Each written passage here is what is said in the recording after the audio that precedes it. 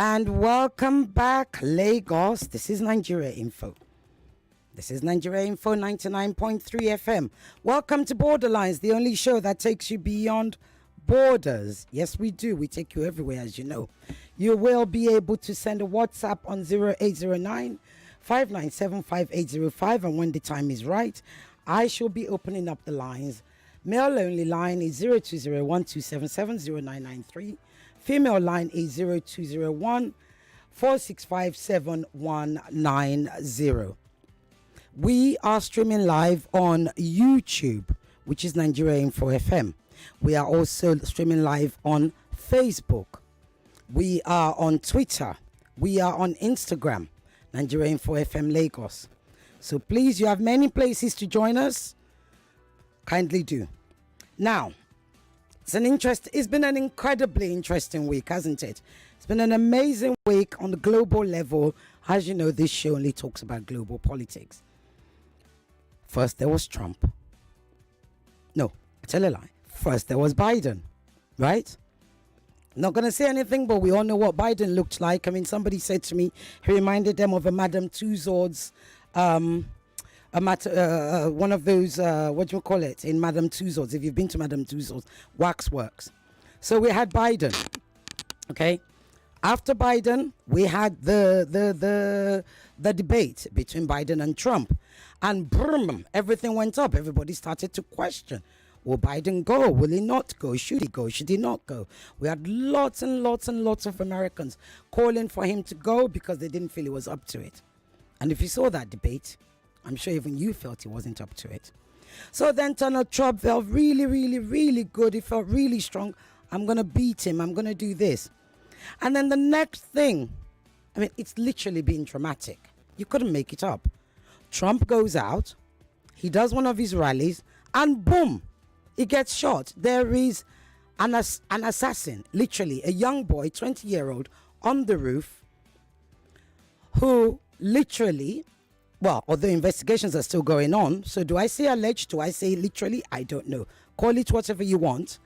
But Trump gets shot and we see him grab his ear. We see blood. But not only do we see that, we then see a Donald Trump who puts fist up in the air like black rights. All of a sudden it was Black Lives Matter. And then there is an American flag. And you're thinking, okay, this is the picture of the decade. This is the picture that's going to win him the elections. Because let's be frank with each other, not how many people would think to do that when they've allegedly just been shot. I'm saying allegedly now because all sorts of questions. Even the FBI have said they're not sure what happened. So that picture goes viral. Everybody's talking about it. Of course, Donald Trump himself is milking it. The Republicans are milking it. And then... yes. All of a sudden, Biden steps down and we have Kamala. It is Kamala, people, not Kamala. Kamala, she has said her name is Kamala, not Kamala. The A after the M is a silent A. Even I'm having to get used to it. And now, Kamala, even without stepping into the DNC, which is the Democratic Convention, is now the presumptive, is that what we call it? Democratic presidential candidate. And it's all open for the win or the lose. So I have a wonderful guest with me who is going to be discussing all of this. One of the things I like about my guest is that she's literally as objective as we need her to be, because she doesn't really have any skin in the game. She's just a journalist. And that's the thing with journalists. We don't have skin in the game. We just say it as it is. Her name is Louise Deslandes. Guess what? She's not even based in America. So which makes her even more critical to this show. She's a reporter, researcher, and a writer in, guess where? Mexico. Louise, welcome to Borderlines in Nigeria. Thank you for joining us. Thank you so much. What a pleasure to be here. It's a pleasure. I really, I can really relate to the problem of trying to set a timeline for what has just happened in the United States. It's crazy, right? It's absolutely crazy. Hard to keep track of, absolutely, yes. In fact, before we go into the questions, let me get your first thoughts. So your first thoughts when you saw the debate, after the debate, then when the assassin, the 20-year-old, who they can't find anything online, tried to kill or tried to shoot or tried to assassinate Trump, and then Kamala all of a sudden coming out of the woodwork, even when Kamala herself had told us, no, Joe's gonna run. He's in good spirits. He's this, he's that. Now everything has changed. What are your immediate thoughts to that before we go into more detail? Well, I think, the other thing about journalists, I think, is that we can be fairly cynical in the sense that we have seen and heard so much, and our job is to really get to the truth of things. And so my response was somewhat cynical in that I thought, gosh, what incredible political theatre. So, I mean, that's also a positive affirmation in some ways of how well managed, arguably, this entire very messy process has been by the Democrats, by the Biden camp, by the Harris camp, against, what are really extraordinary and dramatic threats to the political system as they would like to have it. Yes, absolutely. An assassination attempt with that extraordinary photograph. Pure theatre, right? If it was, as you say, we couldn't make it up. It really spoke to so many of the tropes that we associate with the United States. And yet that very strange fist pump at the end. I was also quite curious about what that meant and what that would come to mean going forward. And then, yes, absolutely, it seemed essential that the Democrats changed the nominee to run against that. And so it's quite the turn that they have gone with Harris. And I think that I also felt quite refreshed. Again, as a journalist, we kind of look for new angles and new possibilities and new ways of telling a story that was definitely getting boring above it all, right? These two old white men talking about golf, really, like that's not the political theatre we've come to expect from US politics. At the very least, please give us a better story. And I think that that's certainly what's happened. And it will be fascinating to see how it plays out, to see how, what is probably still quite a big political risk in running somebody else actually, shakes out in terms of whether or not they can get those crucial votes that they need, whether or not this image that they're projecting of a strong Black woman, child of immigrants, prosecutor of criminals to the highest degree, is that a story that's going to bring the people on board that they need to beat Trump? Kamala, let's talk about Kamala. Not the most popular VP. And that's not to quote Trump. That's something we've gotten used to. Us journalists, it's our job to keep an eye on these things, whether it's a poll, whether it's conversations and stuff.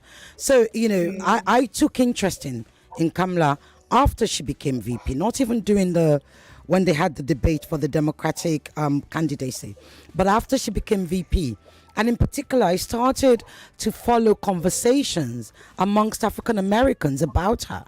And she certainly wasn't popular even amongst African Americans. So what has changed that all of a sudden the word on the street is now Kamala? I think that the bar had been set quite low in terms of what a really strong Black vote might look like, in the sense that, there was genuine concern and fear that Biden would not be able to beat Trump. And of course, that is what it comes down to for, I think the majority of African-American voters in the US, considering that Trump and his team are actively racist, have put out some extremely concerning policy objectives around maintaining literally a white supremacist status quo. And so I think in some ways, literally anybody might have, started to look better than Biden in the last month or so, in terms of the possibility of beating the Trump camp. I think also what Harris might have on her side is that while people don't necessarily love her, she hasn't been the most sort of fated VP. They also don't know everything about her. There's this kind of sense that there's more to know about this woman. Obviously, the biggest challenge that she's had in terms of thinking about improving racial justice in the US is her history as a police prosecutor, as somebody who literally locked people up for a job for a long time, and who claims that as a real source of pride. When we think about the Black Lives Matter movement and the movement to abolish the police, to reduce police funding, there was yet another police murder of an innocent Black woman during this week, Sonia Massey. And so she will need, I think, to do some work there, to convince those who she claims to be representing and uplifting that she won't go down the path of, just more police, more prisons, because we know that means more Black people locked up. Do you think if there hadn't been an assassination attempt on the life of Donald Trump, do you think Biden would have stepped down, irrespective of his health issues? Yeah, I think that's a great question. I've wondered myself. I think that the assassination attempt just completely raised amplified the drama of it all. And it certainly made it as clear as possible that Trump could win. I think a lot of us saw that photograph and just thought, well, that's it, it's done. There's no beating that. Every possible trope you could imagine of white United States freedom and presidential kind of messianic vibes was all there, and we know that that's what Trump's followers really go for. So I suspect that if it's true, what we hear is that Biden really didn't want to step down on the whole, that despite continuing pressure from senior Democrats to do so, he was not doing that. He was claiming that he could still win. If I'd been in that room, I think it shouldn't have taken much to convince him after that point. Just look at this photograph. And then, of course, as we know, that was backed up by the loss of significant donations, huge concerns from donors who obviously want to see their money realised. Absolutely. In their candidate winning. It does come down to that, especially in the US, even though they talk a lot about, representative democracy and not being kind of hindered or anything like that by the use of elites and big money and things like that. Of course it matters. I'm sure that once he saw that the money was going, he really didn't have a choice, in terms of what. At the end of the day, they could probably have shown him so many other sources of evidence that there was a real possibility he wasn't going to win. But once the money starts being taken away. So Harris, Biden steps down in fact, he stepped down and then a few minutes later, he endorses Harris, and all of a sudden, everybody's endorsing Harris. Every single person. By now, she's got over 1,900, delegate votes that she needs to get the candidacy. However, there's two factions that I want us to talk about. I'd like us to talk about the Obama himself, and they made this big thing about the telephone call, right? What do you make of that? So all of a sudden, there was a camera there. There had to be a camera there at the point where, Obama, Michelle and Barack call Harris to say, we're proud of you, yada, yada, yada, and all of that stuff. I would say, and some would say, for me, it didn't look very sincere on a telephone call. But what is the significance of that call and them actually putting out? In fact, can we play that? Let me just play that for our listeners who haven't, and then I'd like a response on it.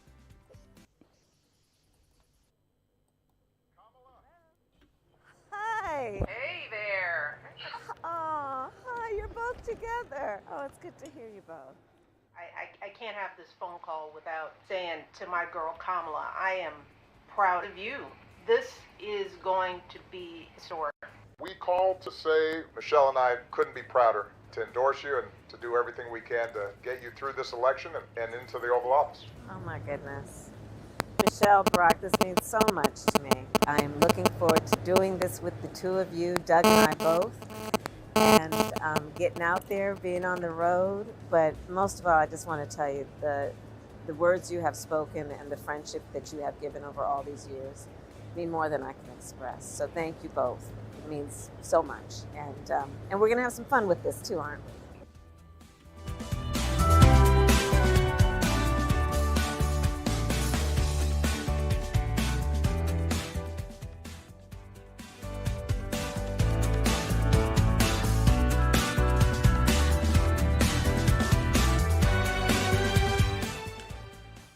And what you just heard there was Michelle and Barack Obama calling Kamala Harris to tell her they endorse her, they support her, they're proud of her, and she in response saying she's grateful for all the support and the help and, you know, over the years, etc., and obviously that this is encouraging her.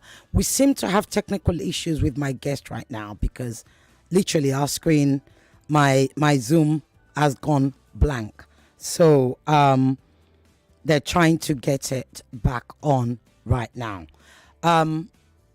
Okay, so let me go on a quick break. Can I have a quick break? We're going to go on a quick break and we'll be right back.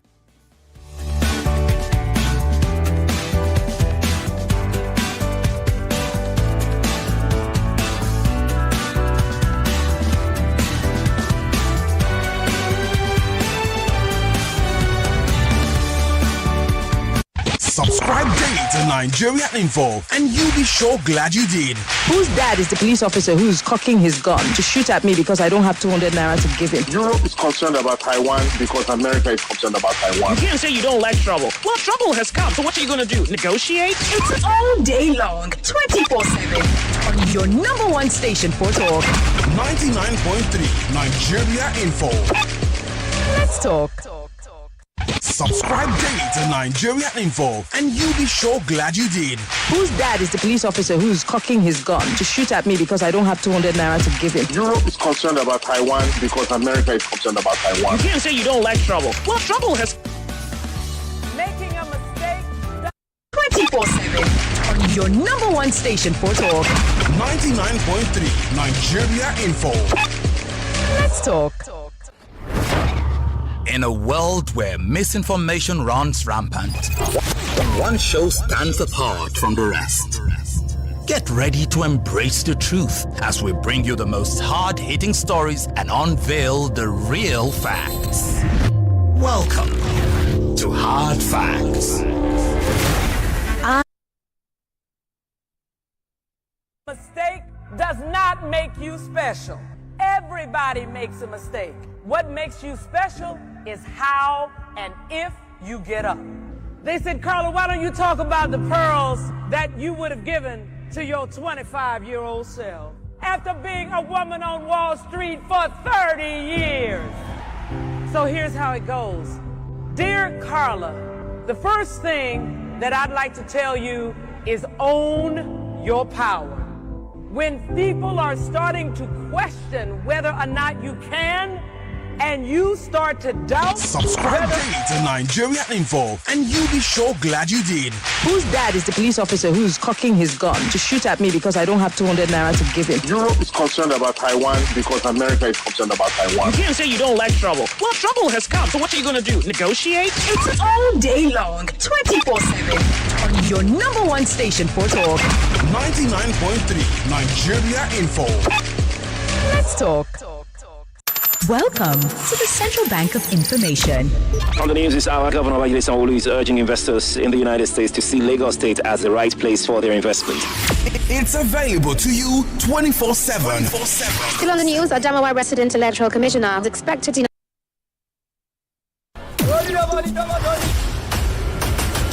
On Borderlines, we go beyond boundaries. You know, let's be honest here. This is an organization that sent nearly 3,000 terrorists into Israel, and on the most part, they were proud. They don't care if they die. All they care about is killing Israelis and killing Jews. Why is it that the Palestinians cannot go by dialoguing with these people through other international bodies? Straight talk, no holds barred. That's what Hamas did, and Hamas say they didn't do it, but Hamas lied. You contradict what America's report, you contradict Israel's report. The Liberation Organization died. The children, they will rise up. Welcome back. We had technical issues. The Gremlins somehow didn't want us to talk about Donald Trump, but we're going to do it whether they like it or not. And Louise, are you still there? Oh, and Louise can't hear me. Can I get technical people? I can see she can't hear me. Can I please get some technical, right? Okay. Can you hear me now? Yes, I can. Okay. Just, making sure. Yeah. Okay. I think we need to increase the volume. Is your volume down on your end, Anne Louise? My volume is right up. Right. As far as it could go. Yeah. Okay. I hear you sounding distant. Though I'm sure my technical team. I'll move a bit closer. Yeah, the technical team are working on it, I'm sure. Something. But as long as you can hear me, that's what matters. So, yes. As we were, I don't know whether you heard what we played out with Barack, and Michelle say, calling Kamala to wish her luck, to say they support her and they're going to help her campaign, etc., etc. How critical do you think that phone call was? Yeah, I've been wondering the same question because I'm not completely across how much support the Obamas can really promise. I would expect, knowing some of how the Democratic Party has been operating in the last few years, I would expect that they remain kind of Democratic royalty in a lot of ways because of not just because of the fact he was a very loved president and did have some extraordinary wins in his time in that office, and moreover the presence and personality of Michelle Obama, who probably at times is more popular than her husband. So there's all of that kind of political capital that I just think will probably naturally exist with the support of the Obamas. I am also of the view that people have become so demoralized, if not completely switched off from politics in the US, and I'm talking here about US voters or potential voters, that to put the Obamas in the center of the campaign at the beginning for Kamala Harris is to remind people that there has been periods of extraordinary hope in American politics. And the election of Obama to that office was, a real moment where that happened and made a huge difference in the imagination of voters about what could be possible. I think that is what happens, regardless of who the candidate is or, who the campaign is for. If they are, it's the same question that we have about a woman becoming a president, where that's never happened before, women in leadership roles where that's not possible. It does expand, sometimes only very slightly, sometimes greatly, the realm of possibility of what we think politics can be and who our rulers or leaders can be and how we can be represented. So I think all of that has got to count for something at the moment.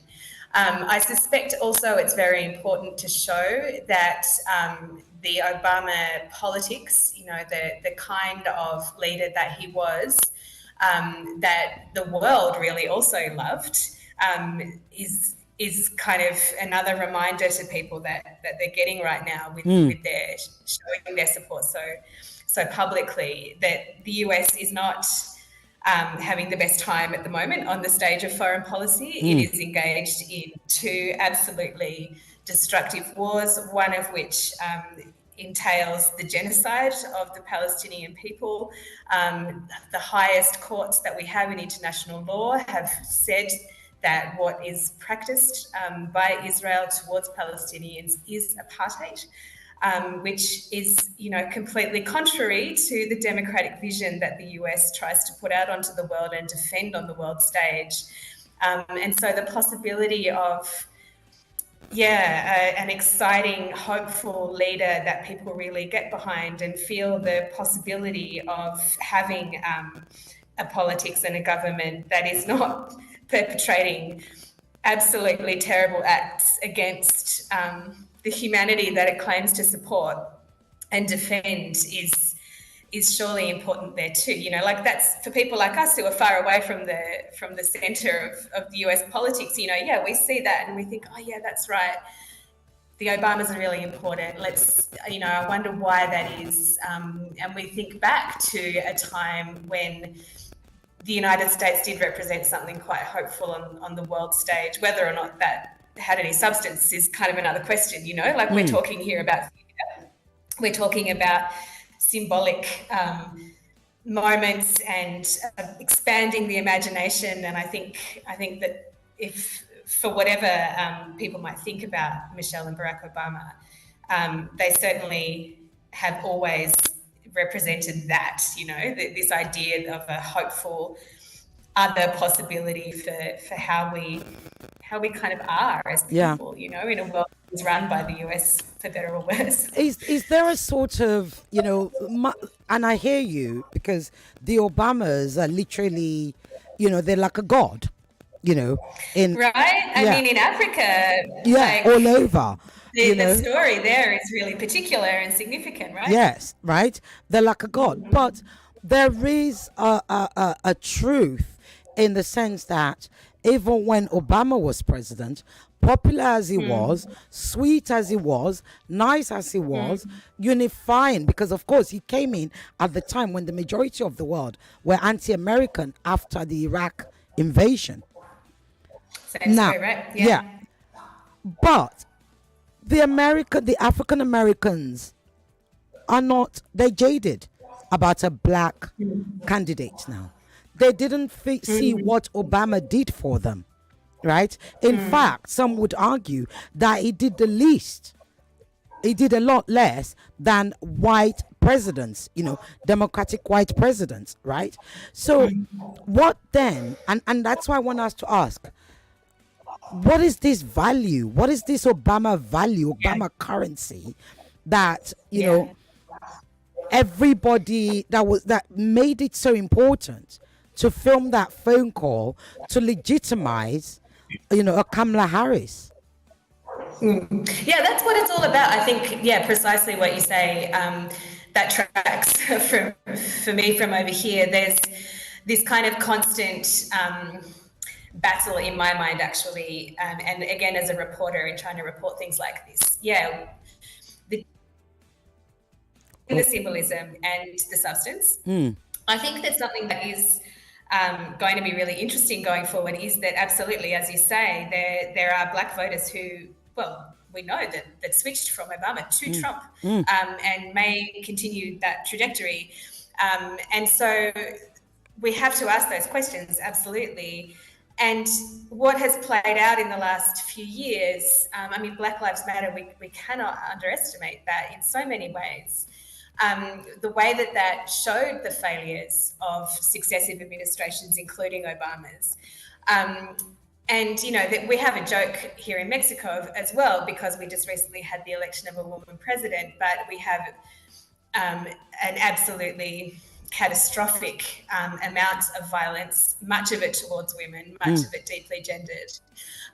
And so there is this, I think we bring this kind of question to that of, does it, in the same with Obama, who, we know participated in bombing parts of the Middle East out of existence. It doesn't matter if it's a black man doing it. You know, like if it's a woman president who is sending women to their deaths through complete inaction and through empowering the army to do whatever they want. If Kamala Harris is president as a Black woman who Black voters get behind, what does that actually really mean if the United States continues to back Israel in an actual genocide based on race? Yeah. Right? So I think that we're going to see those questions coming up, and hopefully they will get a little bit more airtime than usual because it's too difficult now to actually put them down. Suppress them, yeah. So I'm glad you mentioned gender. Let's talk about gender. There's also a large faction of America that Kamala has to literally win over and may possibly not be able to win over. They are called white men, right? The white men who were intolerant of a Hillary, right? A white woman. Why would they vote for a Black Asian woman president? I mean, historically, white men in America don't vote for women, full stop, let alone. And this is the thing, the irony that the so-called world's, democratic police, liberal, is incapable of voting in a female president. Talk to me about that. Yeah, I mean, that's the question, isn't it? And it's the journalist's question. Exactly, precisely. How does this the United States, which, I mean, we know this very much, anyone probably who is not in the United States, but certainly Nigeria and Mexico are countries that have been subject to pressure from the US that controls resources to be more democratic in one way or another, get the protesters off the streets, get more women into parliament, get the girls going to school, or we'll take away the funding that you need for feeding people. That is the sort of power they exercise. So it is deeply ironic, and something we need to consider is that, how have they not managed to actually practice a lot of this that they preach at home? And as I understand it, white men are the bloc here. And I mean, I don't envy the Democrats and the Democratic campaign strategists in trying to get those people on board, those voters on board. They will continue to be important. They are the people who back Trump. They tend to be much more wealthy than others, so they have that power as well. And that is kind of what the Kamala campaign, I think, is, at least at the beginning, as they're starting to do their advertising and really that first real push of getting people on board. They are presenting the possibility of a world that is not completely created in the image of elderly, very wealthy, racist, sexist white men.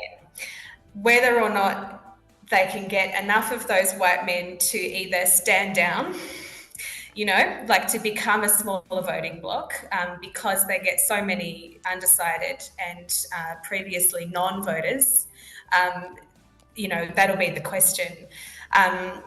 But they, regardless of the numbers, they will need to convince the money, as we've been saying. Yeah. And I think that's not something I know a lot about, but I imagine that's the biggest challenge for them. Is, they need to get more, they need to make more money, and they need to look at how that money is being controlled. Okay. To diminish and derail the Democratic campaign because of this. Absolutely, because of this belief. It's not controversial to claim this. They write this down. It's all. I mean, if you look at JD Vance's the VP nominee, his history and let me come in there then. I'm glad you mentioned JD Vance. I mean, it had to happen. Yeah. He said, and it's been trending all week. I've got to try and get it. Childless cat women miserable. Let me repeat again. This is a quote. Childless cat miserable women, or however he said it, but I remember it's childless, He called them cat. He called them miserable. And he was referring to Kamla. Kamla, who is a stepmother to her husband's children, who also has a very, very good relationship with her husband's ex-wife, Kamla, who they decided to call her Mamala. And this Trump has a running mate who called her 4 years ago and has been trending, childless cat woman. Talk to me about that kind of misogynistic, chauvinistic, horrid rhetoric that's now what that will literally be the signature of the Republican campaign. Well, I have to wonder if it will be his undoing. I personally am a childless cat lady, not miserable. Exactly. But I would say that I'm not the only one. You know, there probably has been a time up until very recently where that image might have played a bit better, where it might have been actually a bit more common to be so excluded from society and from womanhood if you led this controversial lifestyle of the childless cat lady. But there's a Taylor Swift who has, as we know, extraordinary support from fans all around the world, and who has yet to make any statement about whether she supports one or the other candidate. But she herself, she could control a world-changing voting bloc based on her fandom. Yeah. She is loved for her music and her presence and her personality and her her kind of real self that she brings to the world. And that self is a childless cat lady. And so I think that was actually, I wonder if that was a misstep. I mean, I think that the reason that people like Vance put those kinds of statements out into the world is firstly because that is what they believe. But they're hoping, right? They're hoping that people will hear that and it will speak to something that they feel like they know already intuitively, that a woman who is unmarried, who doesn't have children, doesn't care about the future, which is what he's saying. Right, they have no investment in the future. Yeah. And of course, it's completely based on a traditional, very conservative, very patriarchal, very narrow, a type of womanhood and family life that actually barely exists in the world, like where I live, and I'm sure where you live too, and where most of us live. Absolutely. Actually, that's not what womanhood or family actually looks like. Absolutely. And so I just wonder if that was a misstep. Perhaps Trump has made a mistake choosing him. Perhaps he's now the liability. Yeah, I do also wonder with Vance, he's not super experienced. He did have this kind of moment where white liberals really thought that he had something important to say when he wrote this book, Kill the Elegy, that was a bestseller at the time. And because of the polarization in the US, white liberals who are middle class, who are often quite moneyed, they probably wouldn't get the opportunity to even know about, what the life of poor white people might look like. And that's sort of what Vance was bringing at the time. But now, he's losing that crowd. Yeah, let's talk about that conservative, voting group. They're huge. Yeah. They support Trump. They're traditional conservatives, but obviously not all of them support Trump, but you do have, the Republican base. Right, and they're unapologetic about the anti-LGBT, the anti-liberal, anti-gay rights. They're unapologetic about abortion rights, women's rights, and they're pro-life, and they don't make any excuse for it. That conservative base, can it be taken for granted? Can they grow? Could they possibly infect the independents who are yet to decide? Yeah, I think that's the right question to ask, actually, because, again, we need to really understand the power of this vote of the conservative, the conservative agenda, particularly because it is backed up with a lot of money, and has links to it's not just conservative or kind of like anti-liberal politics that we're talking about here. We are talking about people who want to turn the United States government, considering its role in the world, into a true theocracy. One that is a type of Christianity that that is white supremacist, patriarchal, deeply sexist, misogynistic, hates women. But I think that what we can learn from the polarization of the last few years is that when things are so polarized, it's kind of all we see. We only see the terrible alternative and what am I trying to say? We only see the sort of worst version, I guess, of both poles is what I'm trying to say, the most extreme. Surely within that, this is the job of democratic strategists and, electoral experts. There are conservatives who have strong conservative values, who might believe, for example, that feminism's gone a bit too far, or that we don't need to be focusing quite so much on all that representation of non-white people, but are genuinely disturbed at what that might actually add up to if it means voting for Trump. And so that's the job of the Harris campaign too right now. Okay. Right? They have to sort of show that she can carry some of their needs and wishes and hopes that could be quite contradictory. But again, as they say, there are all of these voters and politicians and leaders in the US who are never Trumpers. So they're people who have extremely conservative values, but they really draw the line at whatever is going on in the Trump camp because of how corrupt and concerning the future that they're painting is. Yeah. Let's talk about their foreign policy because, President Netanyahu was at the Congress this week, right? He sure was. And then he met with Biden and Harris yesterday. During his address of the Congress, in fact, he's the only world leader or president of a country that has addressed the Congress more times than any other ones. And every line that he spoke, every other line, every other paragraph, he got a standing ovation. He got applause. However, there were like 80 Congress people who did not turn up, including Harris. They boycotted, including Pelosi, including Bernie Sanders. Bernie Sanders, who is yet to actually endorse Harris. Of course, Talib, who is also yet to endorse Harris. I'd like us to to listen to a part of Netanyahu's speech, and then I want your comment on that. Sure.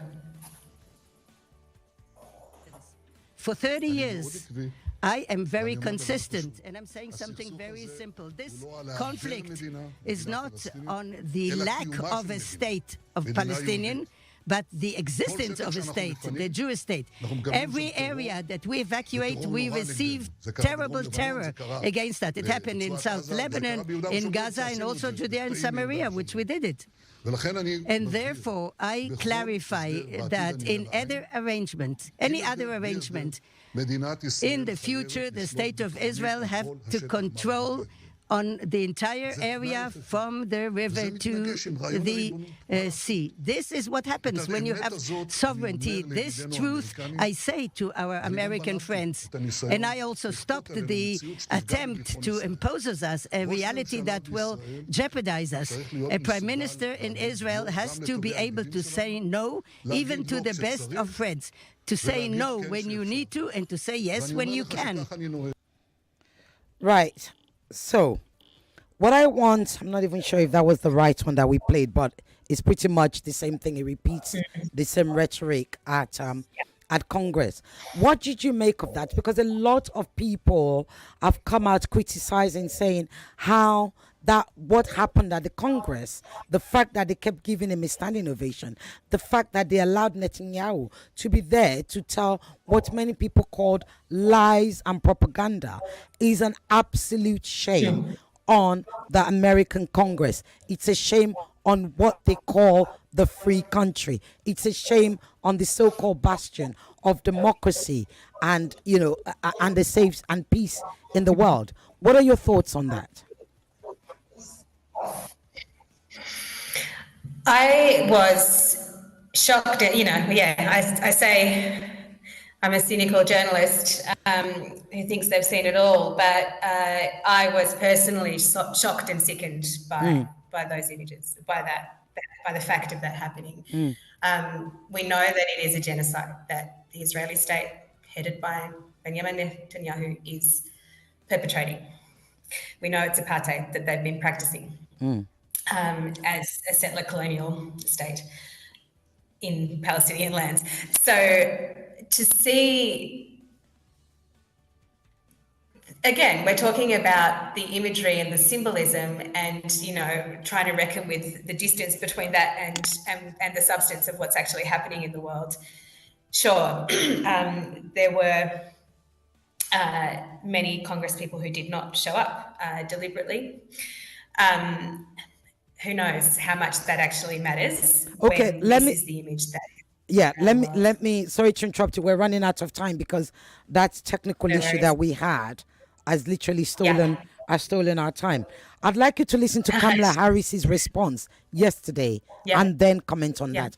Lagos, Nigeria, wherever you're listening to, I know I haven't actually opened up the lines. I will try to open up the line to actually take 2 questions. Let's play that very quickly, please. I also expressed with the Prime Minister my serious concern about the scale of human suffering in Gaza, including the death of far too many innocent civilians. And I made clear my serious concern about the dire humanitarian situation there, with over 2 million people facing high levels of food insecurity and 500,000 people facing catastrophic levels of acute food insecurity. What has happened in Gaza over the past 9 months is devastating. The images of dead children and desperate, hungry people fleeing for safety, sometimes displaced for the 2nd, 3rd, or 4th time. We cannot look away in the face of these tragedies. We cannot allow ourselves to become numb to the suffering, and I will not be silent. Thanks to the leadership of our President, Joe Biden, there is a deal on the table for a ceasefire and a hostage deal. And it is important that we recall what the deal involves. The first phase of the deal would bring about a full ceasefire, including a withdrawal of the Israeli military from population centers in Gaza.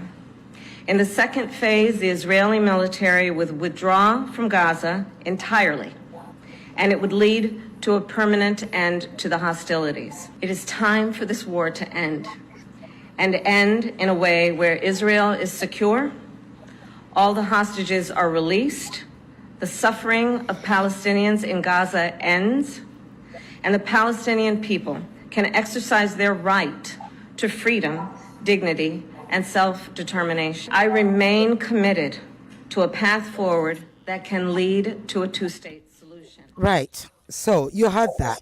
I'm running out of time. So literally, you can call, if I'm able to pick up your call, 020127709993, 020146571993.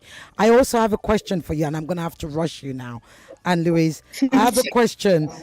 Somebody sent a question from Texas. Austin from Austin, Texas, rather. No, Fendi from Austin, Texas. He asks, Cecilia, can you please ask your guest to talk about Kamala's chance with the electoral votes? Does she see a repeat? Does she see a repeat of what happened to Hillary Clinton in 2016, where Hillary won the popular vote? However, she couldn't do so much with the electoral votes to defeat Trump. I'm going to give you a minute because the lines have gone crazy. Right, there you go. Yeah, no, it's an important question, and that is comment on the right Harris's response yesterday, and also on this question.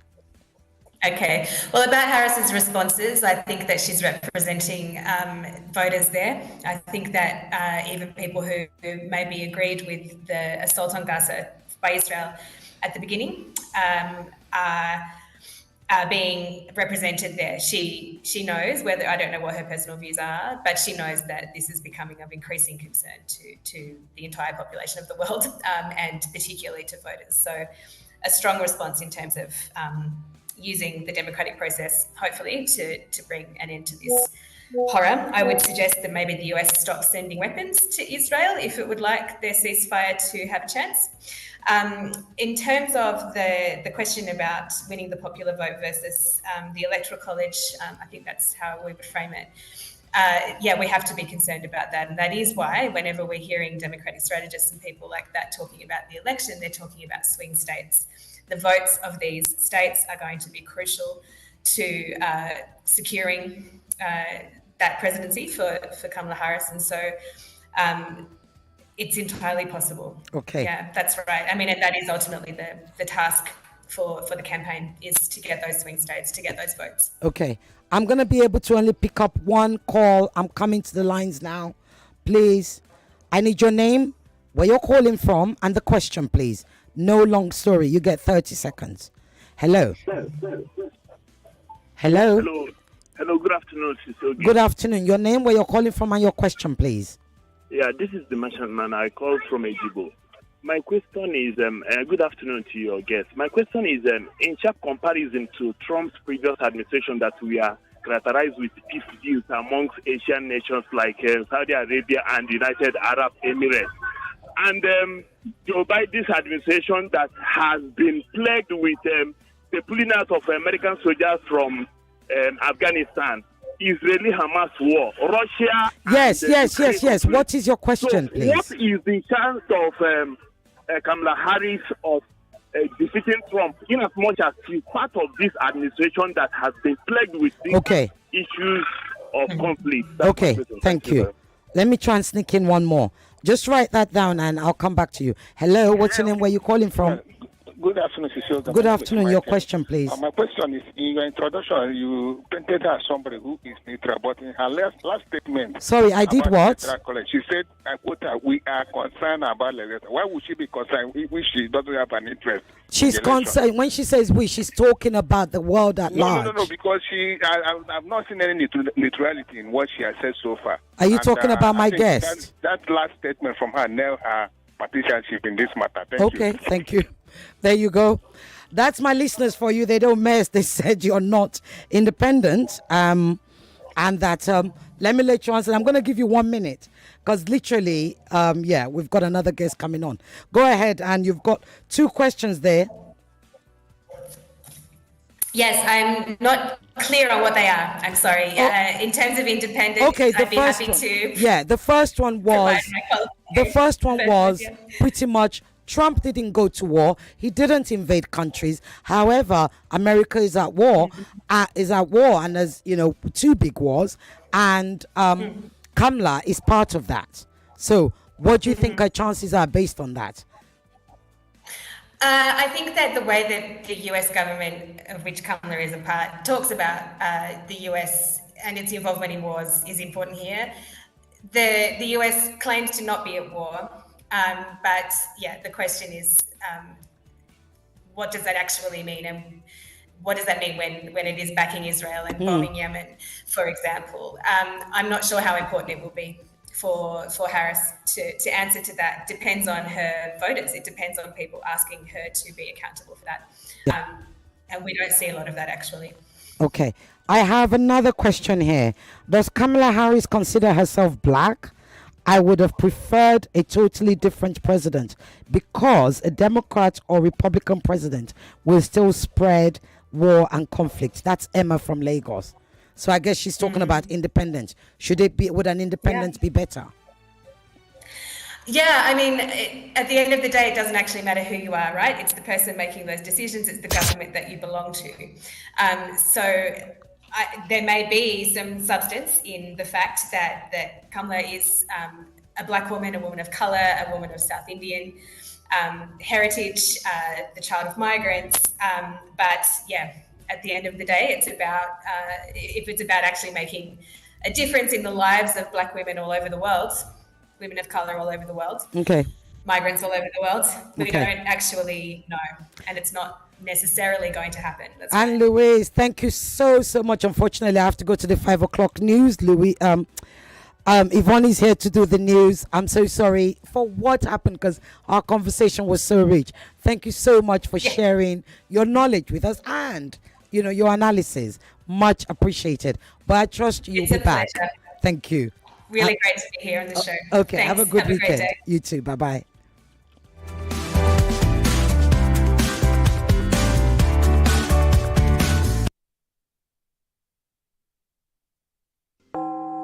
.3 Nigeria Info. We are more than just radio. Subscribe to our YouTube channel at Nigeria Info FM. Check us out on Facebook at Nigeria Info 99.3. Follow us on Twitter at Nigeria Info FM and on Instagram at Nigeria Info FM Lagos for live updates as it happens. 99.3 Nigeria Info. Let's talk.